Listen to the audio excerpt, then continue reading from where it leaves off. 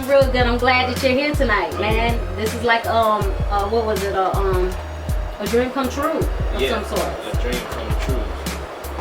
Hey, that's what's up. I like that. I like that. Slip on the rhyme. Yeah. Here at RhymeSpitters.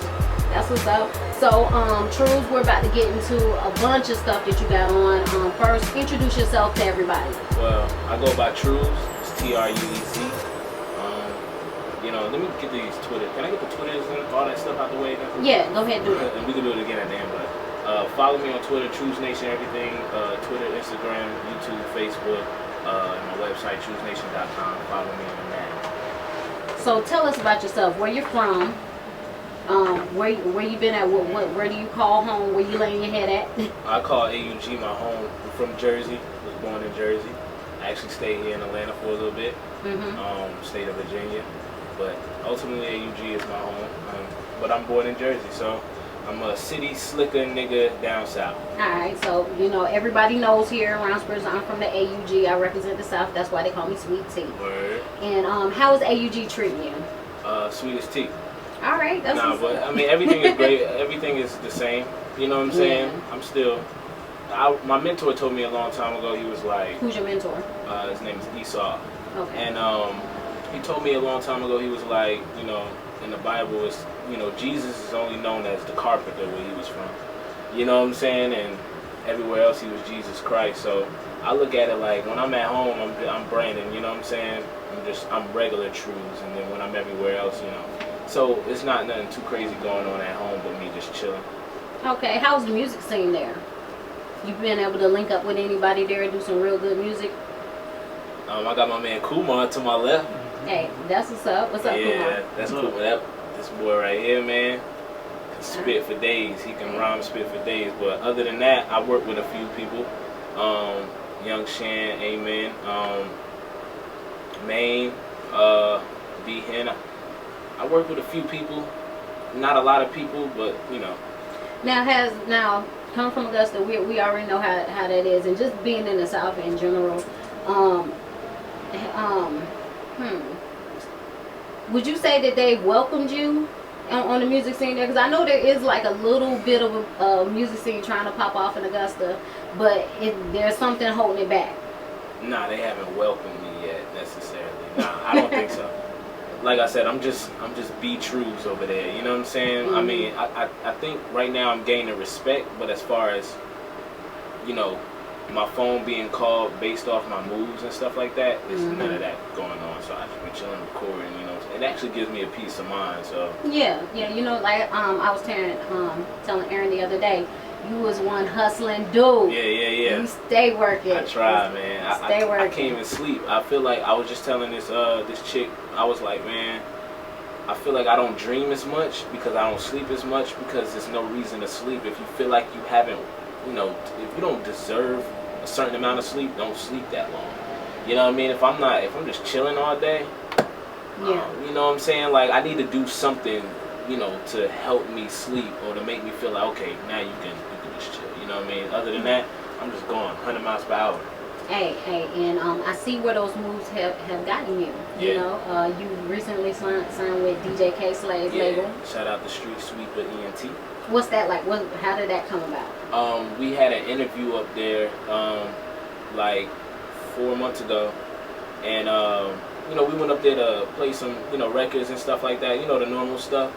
And you know, K Slade was he was working at the time doing his job, so he was back and forth out of the station and stuff like that, and I'm just sitting there, I'm like, damn, man, this dude, he ain't even listening to what I got to say. Wow. You know what I mean? But I was like, you know, he got his co-host Jazzy Bell right there, and he got Emilio doing the engineer work.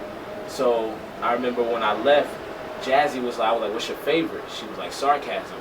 And I was like, bet. But then she started naming stuff after Sarcasm, so it let me know she listened to the whole CD. So come to find out, she passed that on to Slay. Then Slay started listening to the CD. I was like, yeah, this boy deserves a call. You know what I mean? So, hey, that's what's up. Yeah, that's hard body. Yeah, that is, and you know, that's real gracious of him to keep it G like that. Yeah. Because there's a lot of rappers out here that wish they had somebody to ink them. Yeah. K-Slay's gonna help me get into the next level, and you know, I can't wait to what we have in store. So. All right, yeah, that's what's up. You know, what was it? When I saw that you inked the deal, I was so happy for you. I saw that on social media, and I was like, damn, I hope it's not 360. Yeah, exactly. That's what I'm saying. And so, because I would hate to see your talents, you know, be commercialized and not appreciated to the masses. So like when we're talking about Truez, we're talking about his rap style, his lyrics. What type of audience do you want your music to speak to? Anybody that's a fan of stuff that goes on in between selling drugs, in between the club, in between life, their job. Exactly. That's because I always feel like club records and all of that good, that's all well and good, but niggas don't party 24/7. You know what I'm saying? We go through shit. So I try to, you know, implement that in my music as much as possible, and at the same time have them, you know, do club joints, you know, just in case somebody do want to have fun or whatever. But my music really just caters to real life and the in-between of fun. Okay. But it's fun too. I totally feel that. You know, I think what happens, what's happening with rap, hip hop, is that people are only focusing on one aspect of life. Like everybody's not waking up with money in their pocket ready to blow. Exactly. That's my thing. Like I'm like, yo, I said on Sarcasm, I was like, I said something about a Bugatti. Yeah, I heard you woke up in a new Bugatti, but I know somebody that knows somebody that knows somebody that knows. You know what I'm saying? Like it's just, it's kind of like, you know, that, you know, a lot of people ain't waking up in a new Bugatti, but we partying to this music and shit. Like I be feeling the tracks too. I be in the club feeling myself when they come on. But at the same time, but that's when not you gotta us. ride home and you broke after the club. Yeah, you know what I'm saying? Shoot, you don't want. That's when Truez come in though. You know what I'm saying? That's when you just go ahead and pop that CD in. Yeah, you know, you had your zone out. Ride out to the crib. Now, what's your music motivation? Ooh. My music motivation? Yeah. It's all real life. Nothing motivates me necessarily musically, but you know, hearing certain artists do. Like when I heard him, I was like, Kumar, by the way, because I know people not really watching, but Kumar, when I heard him, I was like, yo, this dude can spit. And the fact that he's closer to me made me want to, like, it motivated me more. If I just would have heard him and be like, oh, word, he's dope, it probably wouldn't have done no motivation to me. You know what I'm saying? But since he's close to me, I'm like, all right, bet. So I started to get on my pen game a little bit more. All right. Another thing, you know, we want to hear this dude. Yeah, that's what I'm saying. Because you're nice. Yeah. And stuff. So we'll see. We'll see if the rhymes are up to par. Yeah. It might be a next RhymeSpitters, next to blow artist. Yeah. Yeah. So like, but when I was saying like your motivation, what motivates you to make music? Like, what's your driving force? Because like I said, man, you work so hard. Yeah. And when I see you, when I met you, you didn't have the same type of persona or even the type of aura as other rappers that I meet, new artists that I meet. You definitely didn't seem like you was about $1. Yeah. You definitely seemed appreciative of everything that was going on. Your heart and soul is definitely poured out into your music. So I was just wondering, you know, where did that come from? Well, I wanted to be better than everybody else. In everything I did, I played sports. You know what I'm saying? I'm competitive. So part of the reason I hop in the booth is to compete, and a lot of reason I hop in the booth is because I have a lot to say. Another aspect is because I like to hear people's response. Like I remember this one time I had a record on Art 91 called Heartbeat, and this chick hit me up. She was bisexual or whatever, and she was like, yo, I want to propose to my girl to this record. You know what I'm saying? But that's the kind of shit that you get in the booth for. You know what I mean? It ain't always, it's those. So I'll be like, yo, people don't feel this. People need this.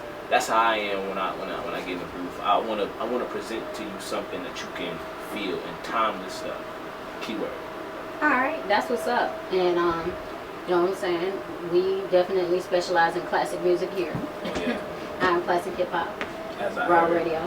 I was actually having a conversation about that the other day about the competitiveness being lost in rhymes. Like nobody. I remember they used to be the sole driving force of getting in the booth is to create the best rhymes possible. Now people is too friendly. Yeah, it's too friendly. You know, it's all about $1. All about $1. And I think things shifted. Like tell me if what you think about this. When rap first started, people looked at it as okay, this guy has a really great amount of talent, and he deserves his spot wherever he is. You know, on TV, the fame, notoriety. Then it turned, I think kids took it as, well, this is if I can't ball, this is the only way I can get out the hood. Word. And I need to try to put a rhyme together. Word up. And then, you know, that's where the commercialism came in. And people just started, oh, his rhyme is hot right now. Let's get his shit. Somewhere down the line, somebody told somebody, they was like, yo, you can't make money just making music. Somebody told somebody that, and they believed them. You know what I mean? They told him you had to do commercial to make money. And it ain't all of it. People want to be super huge. You know what I mean? Like, but what people don't understand, you look at somebody like Currency, who ain't on TV, who ain't on the radio, but I can guarantee you that dude got some bands in the bank, and he's straight, and he don't gotta work a job. You know what I'm saying? But I mean, well, let's get back to you, and let's finish introducing you to the people. So you went on the Hype Nation tour. Tell us about that. What was that about? I made it work. You made it work? I made it work. Okay, what was going on there? It wasn't all that. It wasn't what, you know, you sitting at home and you like, you know, on tour. Yeah, you know, you think of that, and then the way it was presented was totally different. But then when we got there, it was totally different again. But then I was just like, you know what? Who am I to complain?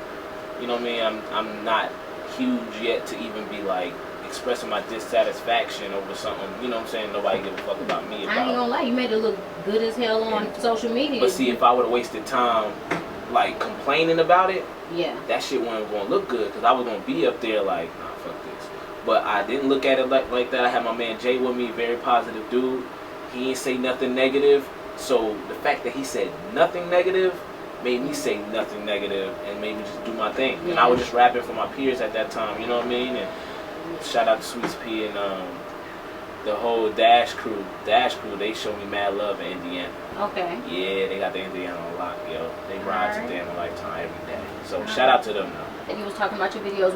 We want to go ahead and get into some music real quick, because I introduced a couple of your records last Friday, you know, just to put a little taste test out there. And, you know, I had some people buzzing. They was like, we want more, so I definitely told them to tune in today. We're going to play these records right now. The first record we're going to play is Feral Skin. Oh, yeah. That's my shit. That's that's the joint that launched everything. I got off stage one time. I performed at the Apache here in Atlanta, and got off stage. Well, while I was on stage, they was rapping a hook by the second verse, and they had never seen me. That's when I knew I had a record. You know what I'm saying? And we just started pushing Feral Skin a lot. And I remember I got off stage another time in Atlanta. We was at Harlem Nights, and this dude came up to me. This Caucasian gentleman was like, yeah, man, I heard this song playing at Albany State campus radio. Alright. I was like, alright, that's what word. You know what I'm saying? So I knew, you know, it made me, you know, my mind changed after that, and I started writing a little differently. But Feral Skin is where it started. Alright, so let's go ahead and get into Feral Skin. Everybody, you are listening to RhymeSpitters. I'm your girl, Sweet Tea. We are on rawradio.com. We're about to get into Feral Skin by Truez. Hey. Alright, here we go. Spit it with no sense, y'all. Spit it with no sense, y'all. I'm peeping through your window. Fresh up off the tip of the cloud, I wow myself with thought of this wealth keeping me down.